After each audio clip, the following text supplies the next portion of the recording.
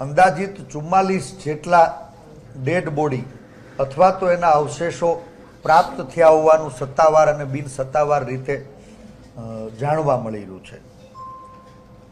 જે ગુમસુદા લોકોના આંકડા પ્રસિદ્ધ કરવામાં આવ્યા છે એમાંય વિસંગતતાઓ છે.